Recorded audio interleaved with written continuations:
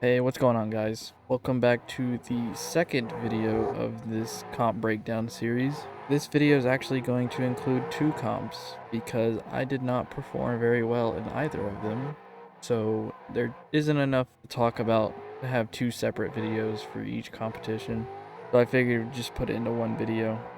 Both these comps were scheduled events from the Assetto Drift League server.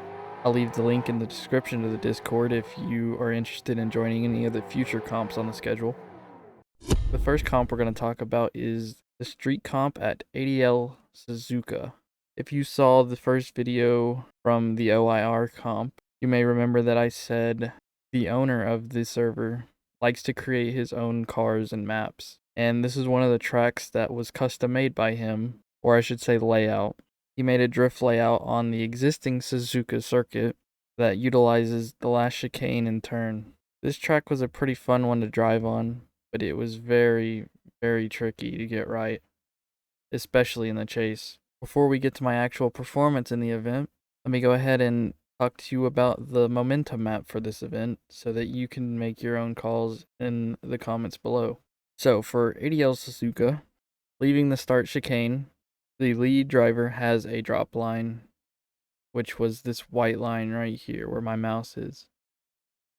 The lead driver is not allowed to cross it, no tires at all, or it will be a deduction or even a 0 if 2 tires are past it. You do have majority of the track though, so it wasn't that big of a deal. It's just enough so you don't squeeze the chase driver too much. Without crossing the drop line, it is a quick initiation into OZ1. This decel looks pretty long, but if you slowed for that long, you wouldn't make it to interclip 1. Most drivers were just doing a quick handbrake pull here. Some were just throwing a lot of angle at it. Coming out of OZ1 into interclip 1, the judges wanted us to be at almost 90 degrees facing the cone on interclip 1. They didn't want us just straight lining through it, that way we had enough momentum to make it out to all the other zones. For this event, rumble strips were not allowed anywhere on the track, if I remember correctly. But the judges wanted us to be at 90 degrees almost, and then flicking back into interclip 2 with similar angle. You would think that if you had all that angle, you would never make it through OZ2 into OZ3. But flicking from interclip 1 to 2, you gain a lot of speed because if any of you have driven on Suzuka before, this is a downhill section. So you pick up a lot of speed pretty fast. But coming out of interclip 2 into outer zone 2, as I mentioned, rumble strips were off limits. We were not allowed to touch them anywhere. Touching them results in a point deduction. Coming out of outer zone 2 into 3, there is this large decel that goes halfway through the zone. The judges weren't very strict about this, as long as you were lighting off before the end of the zone. Now, obviously, if you decelled here all the way to the end of the zone, you would never make it to interclip 3. The length of the decel is accurate, but the actual location all depended on who was driving and how they wanted to attack it. Interclip 3 was a doozy because this is all downhill into a hairpin that starts to go back uphill. And mind you, we were using street cars, or the newly updated Pro-Am cars. So with 500 horsepower, if you didn't hit this clip at the right angle, you were going to stall it and you were not going to make it up the hill, as you'll see later on. From interclip 3 to outer zone 4, again, tires in the grass, point deduction. From outer zone 4 into interclip 4, they didn't want us to be 90 degrees with interclip 4, but they didn't want us, straight lining it. They wanted us to have a decent amount of angle to naturally slow the car down. They wanted our bumper off the clip, no driving through it. Our bumper needed to be on this first white line in the lead. Coming out of interclip 4 into outer zone 5, a lot of people in practice were kind of cutting this part of the track, which was setting you up poorly for outer zone 5. So in the driver's meeting, they told us to follow a wider line. Kind of on this green one, kind of a little deeper. Basically, they wanted us to be at angle and already drifting through outer zone 5, not coming at it. As you can see by these like inner tire marks where they're coming into the zone, they wanted us to be behind the zone going through it. Similar to inner clip 4, inner clip 5, they wanted us to be at a decent amount of angle, not clipping the cone, and then making a wide arch into outer zone 6 and across the finish line. As mentioned, no rumble strips. And that is the momentum map for ADL Suzuka. Real quick before we get into the bracket and battles for the ADL Suzuka Street Comp, quickly go over the car that I chose for this competition. For this Street Comp, I went the same route as I did the last comp and went with a Corvette. In the Street Pack, however, it is a C5 Z06 Corvette. I did have a custom livery made for this event, as you can see in the background, but unfortunately, it wasn't installed to the host PC in time, so it wasn't shown on stream. But as you'll see, I didn't last very long anyway, so it wasn't that big of a deal. Unlike the last event, there was a pretty good turnout for this street comp at ADL Suzuka. As you can see, we were 2 drivers short of a full top 32 bracket. So for this event, 1 or 2 people got a buy run. And here is my top 32 battle, my one and only battle for this event, against Sebastian in the Street R34, I believe. It's like I've never used it before or anything like that. So, but all right, we got our next battle at the line. We have So leaving the start chicane, so I didn't get squeezed by the lead driver. I chose to stay behind and initiate behind the lead driver so I can get on his door best as possible. And through the first section, I was fine. And as you can see, I made contact going into the hairpin. I thought he was going to fire off sooner than he did, and I fired off and dove right onto his front tire, causing him to go off track and me to stall on the track. Yeah, we'll have to see what he tried to stay in it, and I tried to stay on his door, but there's just nothing that I could do to fix it. Be able to get an idea as commentators out here to see what might have happened. Turning around, but definitely excited. I knew that I was going to have to do something a little sneaky, and I knew drivers were wanting to stay beside me all day in practice, so I squeezed him, and it worked out in my favor. He made contact with my rear quarter, which is impeding and results in a 0. So, some guys posted theirs late, and I just wasn't able to. I went ahead and finished the run anyway, just in case I was wrong in my assumption. And as you can see, even with the impeding, I still laid down an amazing lead run. So we'll have to see exactly on the replay. I think, given my performance in the lead from last event and this event, I think it's safe to say that I'm a really strong lead driver. I have a lot of work to do to get to a point where my chases are as good as my leads. And as you can see, even though I made contact with him in my chase run, him impeding on me resulted in a 0 as well, so we went one more time. And here is the one more time battle. Knock either driver forward this time around. So as I did the first time, stayed behind him, initiated without being beside him, got to his door as quick as possible. I tried to stay back to make sure I didn't dive on his door again like I did the first time. Ended up cutting the clip and then stalling the car. Fell victim to the inner clip again.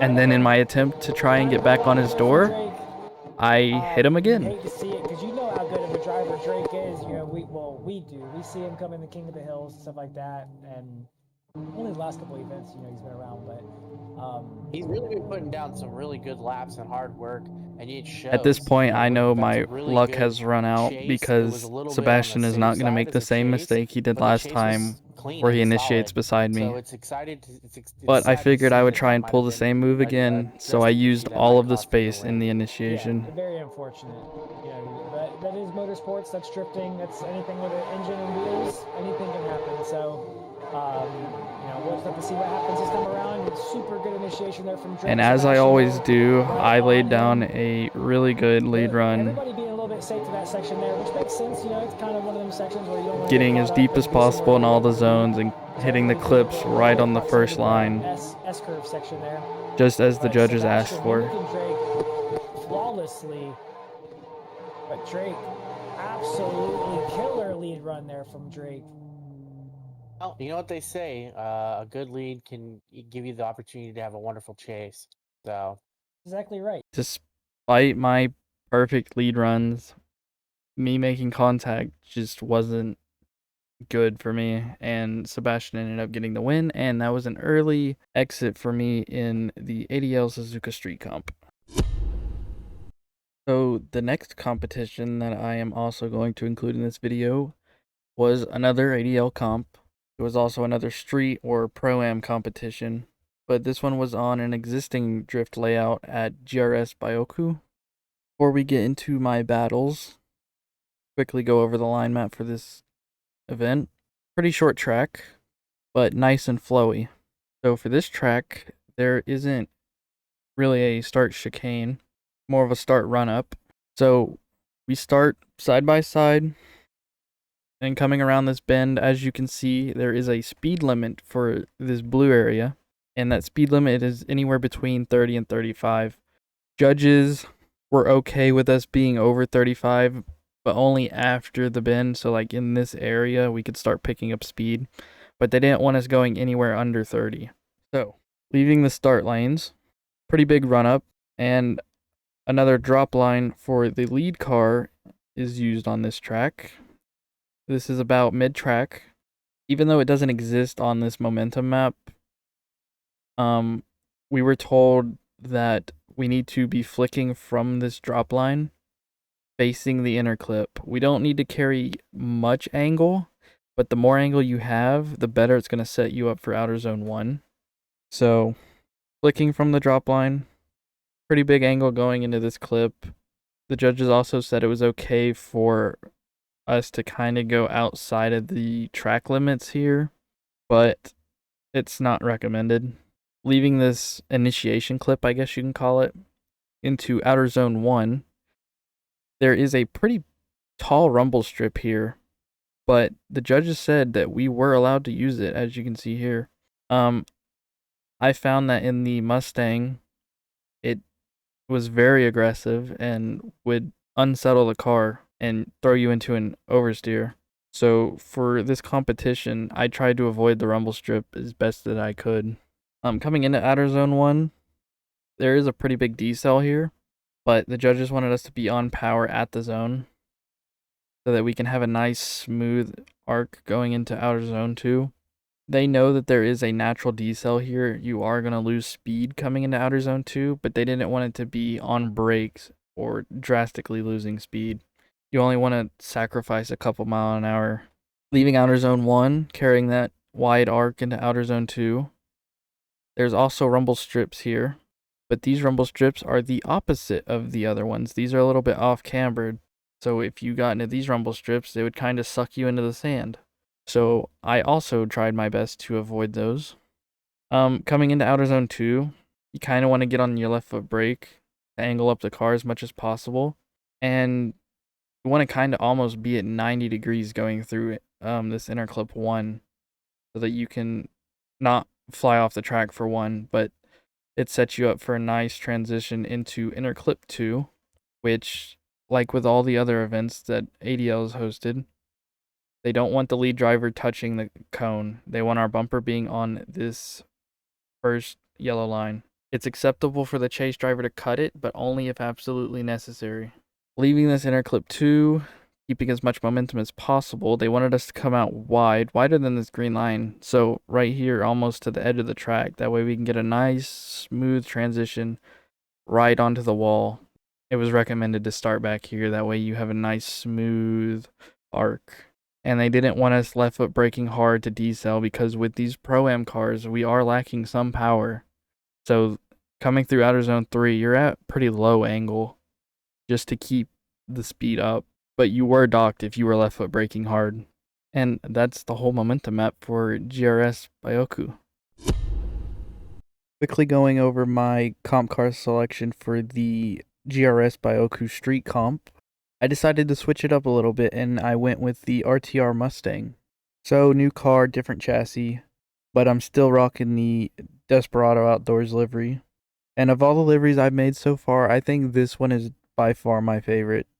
It was way easier to make a livery for the RTR because it's such a big canvas compared to the tiny Corvettes. And then the aero disc on the rear wheels just brought it all together. I tried something a little bit different with this livery. Instead of just doing solid stripes like I have been on the Corvette, I decided to do some different geometric type patterns, and I think it came out pretty good. Also, as you can see, there's the LZ Raccoon, as the commentators call it, on the rear quarter windows. Those windows just felt really empty and I needed something to put there, and I felt like, seeing how this is a hunting brand, the Raccoon just kind of fit. And when I was looking for Raccoon PNGs, that one popped up, and I thought it would be hilarious if I used the same one that Adam LZ used on his big block BMW. But yeah, that's my Desperado livery for the ADL RTR. Looking at the bracket for this event, as you can see, there was a lot of drivers that did not show up. And let me go ahead and say that these competitions will fill a top 32 bracket within the first 72 hours. And we'll have a waiting list full of like 15 to 20 people. And yet nobody ever shows up for some reason. But as you can see, there was only 22 drivers for this top 32 event. So a lot of people got buy runs and a fast pass into the top 16. And luckily for me, I was one of those. So for my top 32 battle for this event, I was put up against No Pants Slammed in the Pontiac Firebird. This street pack has a bunch of interesting cars in it, but this was an all-American battle. Over the last couple events I've been at ADL, me and Slammed have become pretty good friends, and it's always a blast to drive with him. And as you can hear by the commentators and our driving, we go all out when we battle. Desperado theme. Here we go. We got Slammed in the lead. We got Drake in the chase. This as you can see, a battle here. Even though we have a start lane, I kind of had a staggered start so that I wouldn't get gapped. Well, we're gonna learn today. Because these American cars are always quick. All right, and here we go. They are off. Slam in the lead. Drake in the chase. Slam repping No Pants. Drake in that Desperado lifestyle. Staying track right. Bumper to bumper initiation. Throwing in a lot of angles. Trying to get on his door. Slammed. Not quite as aggressive as we've seen from him all practice long. He definitely dialed it back a little bit for the competition. Kind of got stuck behind him on the transition. So I had to make up some ground the best I can. And kind of got gapped going into the last zone. Fundamental lead. About as fundamental as you can get. Very clean. All right, here we go. They are flipped around, waiting for that light to go green again. All right, they're off. Turning us around, I try to gain as much distance as possible. And Slam hold himself and then throwing a big flick into the first outer zone. Both drivers flick in hard, slammed almost a backy. Kind of messed my line up, but salvaged it. Ended up cutting clips.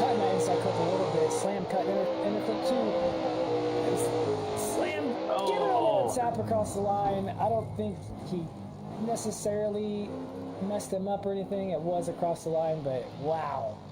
I think Slam kind of got lost a little bit. Oh, for sure. And was playing catch up for the last zone as well, and ended up kind of missing the last zone, or at least was very shallow on it. Right. Both drivers really which led the judges to have a long conversation. These drivers only wait for the judges to give us a call. After a long chat, the judges finally decided that it was kind of sloppy from both of us, so they ended up giving us a one more time. Sorry that the camera is a little twitchy. I'm not quite positive what's going on. But we have a one more time. Definitely not upset about a one more time battle here. So for the second battle, I knew that I was going to have to push a little bit harder if I was going to edge out Slam for the win. So I tried to be as close as I possibly could for the first zone. Struggled to find grip, went a little wide, touched the dirt. But I got a better transition and was able to get closer to him going through outer zone 3. Wow, that was a wildly impressive run. Like, it was wild and impressive. I just realized that Drake put the LZ raccoon on his quarter windows. Yeah. Starting things around. We got CJ in the chat. Thank you, man. I appreciate. I was just gonna lay down the best lead that I could. As always. So like I have been, big flick into outer zone 1. Throwing it almost backwards. Made it all the way to the zone that time. Nice and tidy on the inner clips. And kind of lost traction a little bit and was going into the wall. But luckily for me, Slam ended up hitting me first. So the judges called the contact on Slam, which ended up giving me the win. But like I said, last couple events, me and Slam have had a blast driving with each other. And after a really long chat this time, the judges finally came to the conclusion that I won the battle. But the guy running the advanced gate actually messed up the call. As you can hear, he comes in and apologizes. I'm not sure who got the win. I think that was my bad. I apologize. It is Drake who gets the lead, not gets the win. So Drake is going to get the win and move on. And here's a quick little breakdown from the judge as to why I won this battle. Stood on. I felt that the impact weighed heavier than Drake dropping a tire and using a little bit more possibly excessive left foot brake into the wall. And as you heard, the judges ended up ruling that Slam hitting me into the wall weighed heavier than me dropping a tire on outer zone 2. And this is what I like about the ADL comps, is the judges actually take it really seriously and they try their best to make the right call. They are actively in the server so that they can get all the replay angles. They're not just watching the live stream and being like, oh, well, yeah, this guy wins because of that. They actually are going in free cam and watching every angle possible. And that's why I have massive respect for the ADL server.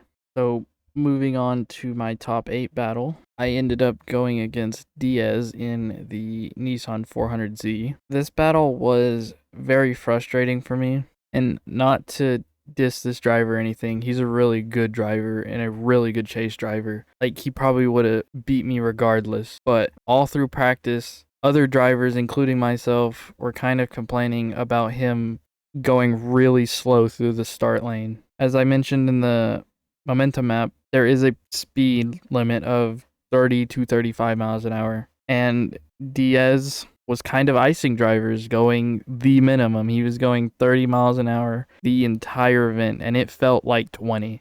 I was somewhat prepared for how slow he was about to go, but with the nerves on top of everything, it just really got the best of me. Unique, I would say, out of all the cars in the pack. It just feels so planted. It does have a really good... so leaving the start lane, he also does a really weird initiation where he hits the brakes, and I had to like choke myself up to not ram into the back of him, and kind of got gapped through the first section. Yeah, I do too. And it was just over from there. I was trying to play catch up the whole lap. So turning around, I figured there was no hope. Even if I put down an amazing lead, he was going to be on my door. So like I have been all day, just big flick into outer zone 1. Yeah, I definitely like the cars. And sure enough, he was just on me, and there was nothing I could do. Here we go. Drake in the lead, Diaz in the chase. Drake has the lead completely down. The only thing I could hope for at this point is that the judges saw something weird with his initiation into the first zone, but it wasn't long before the judges came back and gave Diaz the win. And for those of you who don't know, for these events, the guy working the start light, Pierre Taryn, he is actively in the voice call with us. He's telling us, asking us if we're ready, and he's doing the start countdown and all that, but he's also a judge, so he'll leave and come back and forth after each battle. So when he came back and was starting the next battle, I tried to protest. I know it's just a fun comp and whatnot, but in car, it felt like Diaz was going so slow. So I just had to try it. And like I said, these judges, they take it very seriously. So Taryn went back in replay, got into the cockpit view of Diaz and was watching the speedo. And sure enough, he was going 30, which was the minimum speed for the start lane. So he did nothing wrong, and I had an exit out of the event in top 8. As you can see though, the street or pro-am comps are not really my strong suit. I think that I will continue to do them just because it's extra practice, and it's honestly a lot of fun. I mean, it sucks to go out in the top 32, but even just the practice and stuff and driving with these guys, they're all super chill, and it's a fun way to play the game. Anyway, that's it for now. Thank you so much for watching all the way to the end if you made it this far. If you enjoyed the video, please leave a like. It really helps out a lot. Also consider hitting the subscribe button to stay up to date with future uploads from this channel. Also, feel free to leave a comment discussing your opinions on any of the things I talked about today. Or if you have any questions, feel free to ask. I try my best to respond to every comment that I can. As always, links to my other platforms like Twitch, TikTok, and Instagram will be in the description below, as well as my Discord link and the Assetto Drift League Discord link if y'all want to compete in future competitions. But that's it for now, and I will see y'all on the next one.